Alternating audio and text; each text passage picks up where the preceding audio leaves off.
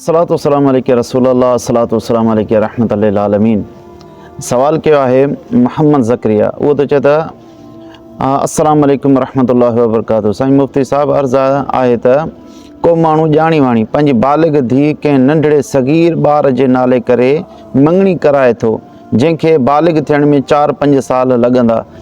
इन मिटी माइटी में छोकिरी जा पीउ माउ ॿई ख़ुशि आहिनि, छा उहे बराबरि गुनाह में शरीक आहिनि या न? ॿियो अर्ज़ु त को माण्हू पंहिंजी बालिग़ धीउ जी शादी कमकार जे बहाने नथो ॾिए, इन जे बावजूदु जो मिटी माइटी सां गॾु निकाह बि थियल आहे, उनजो वर बि बालिग़ आहे, उनजो गुनाह कंहिं ते आहे? बिस्मिल्लाहिर रहमानिर रहीम। सभ खां पहिरीं इहो यादि रखो त औलाद जी शादी कराइण इहो वालदेन जे हक़नि मंझां हिकिड़ो हक़ु आहे, इस्लामी उन जी ज़िमेदारी आहे त उहो पंहिंजे बालिग़ औलाद जो जल्द अज़ जल्द निकाह कराए।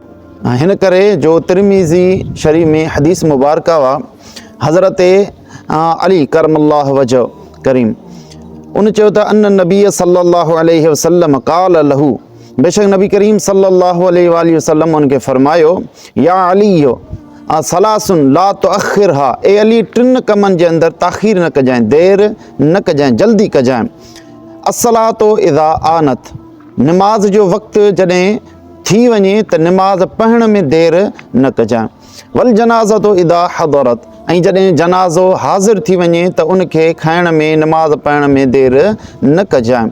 वल अय्यमो इज़ा वजदत लहा कुफ़अन, ऐं जॾहिं बालिग़ औरत जो मुनासिब रिश्तो अची वञे त उनखे निकाह कराइण में, उनजी शादी कराइण में देरि न कजांइ। हीअं हिन हदीस मुबारका मां सरी अल्फाज़नि में ख़बर पए थी त जेकॾहिं मुनासिब रिश्तो मिली थो वञे त उन सूरत में जल्द अज़ जल्द निकाह औलाद जो कराए छॾिजे। ॿी हदीस मुबारका में आहे मुसन्नफ़ अब्दुर रज़ाक़ जे अंदरि हज़रत यहया बिन अबी कसीर रज़ियल्लाहु ताला अन्हु खे रिवायत आहे, उन चयो त क़ाल रसूलुल्लाह सल्लल्लाहु अलैहि वसल्लम, रसूल अकरम सल्लल्लाहु अलैहि वसल्लम फरमायो, इज़ा जाअकुम मन तरदौन अमानतहु व खुलुक़हु फअनकिहूहु काइनन मन कान, जॾहिं तव्हां वटि को अहिड़ो रिश्तो अची वञे जो अव्हां उन जी अमानतदार हुजण ते बि राज़ी आहियो, उन जे अख़लाक़नि ते बि राज़ी आहियो, यानी अव्हां खे उन रिश्ते जा उन शख़्स जा अख़लाक़ बि पसंदि आहिनि ऐं उन जो अमानतदार हुजण बि अव्हां खे पसंदि आहे, त पोइ छा कयो? फ़अनकिहूहु, पोइ जल्दी कयो उन सां उन जो निकाह कराए छॾियो। काइनन मन कान, पोइ भली केर बि हुजे। अॻियां हुज़ूर अलैहिस्सलातु वस्सलाम फरमायो, फ़इल्ला तफ़अलू तकुन फितनतुन फ़िल अर्दि व फ़सादुन कबीर, जेकॾहिं अव्हां ईअं न कंदव, यानी बालिग़ औलाद जो निकाह न कराईंदव त ज़मीन जे अंदरि फितनो बि थींदो ऐं फ़साद वॾो बि थींदो। हिन हदीस मुबारका में नबी करीम सल्लल्लाहु अलैहि वसल्लम सरी अल्फाज़नि जे अंदरि फरमायो आहे त जेकॾहिं अव्हां जा औलाद बालिग़ हुजनि, उन जे बावजूद बि अव्हां उन सां उन्हनि जो निकाह नथा करायो त इन में ज़मीन जे अंदरि इन सां फितनो थींदो ऐं फ़साद वॾो थींदो। इन मां मालूम थियो त औलाद जी जल्द अज़ जल्द निकाह कराइणु घुरिजे। पर जेकॾहिं को बालिग़ औलाद आहे ऐं उन जी निकाह नथो कराए, ऐं जेकॾहिं उहो बालिग़ औलाद को गुनाह जो कमु करे वेहे थो, माज़अल्लाह, अल्लाह ताला बचाए, त उन जो वबाल उन पीउ ते बि थींदो। जीअं हदीस मुबारका में आहे, हज़रत अबू सईद ऐं हज़रत अब्दुल्ला बिन अब्बास, इहे ॿई रिवायत था कनि रज़ियल्लाहु ताला अन्हुम, क़ाल रसूलुल्लाह सल्लल्लाहु अलैहि वसल्लम, हुज़ूर अकरम सल्लल्लाहु अलैहि वसल्लम फरमायो, मौ वुलिद लहू वलदुन फलयुहसिन इस्महू, जंहिं शख़्स खे औलाद थिए त उन जे घुरिजे त उन जो सुठो नालो रखे।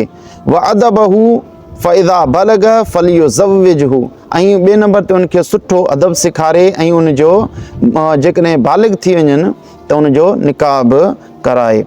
फ़इन बलग वलम युज़व्विजहू, ऐं जेकॾहिं उहो औलाद उनजो बालिग़ थी वञे ऐं उनजी शादी न कराए, फ़असाब इस्मन, ऐं जेकॾहिं उहो गुनाह करे वेहे, फ़इन्नमा इस्मुहू अला अबीह, पोइ बेशक उनजो गुनाह उन जे पीउ ते बि थींदो। इन हदीस मुबारक मां ख़बर पई जेकॾहिं बालिग औलाद जो मुनासिब रिश्तो हुजण जे बावजूदु, सुठा वसाइल हुजण जे बावजूदु जेकॾहिं निकाह नथो कराए ऐं उहो औलाद जेकॾहिं को गुनाह जो कमु करे वेहे थो त उन जो वबाल, उन जो गुनाह उन पीउ ते बि थींदो जेको निकाह नथो कराए। ॿी हदीस मुबारक जे अंदरि आहे, मिशकातुल मसाबी में हदीस मुबारक हुआ, हज़रत उमर बिन ख़त्ताब रज़ियल्लाहु ताला अन्हु ऐं हज़रत अनस बिन मालिक इहे ॿई रिवायत कनि।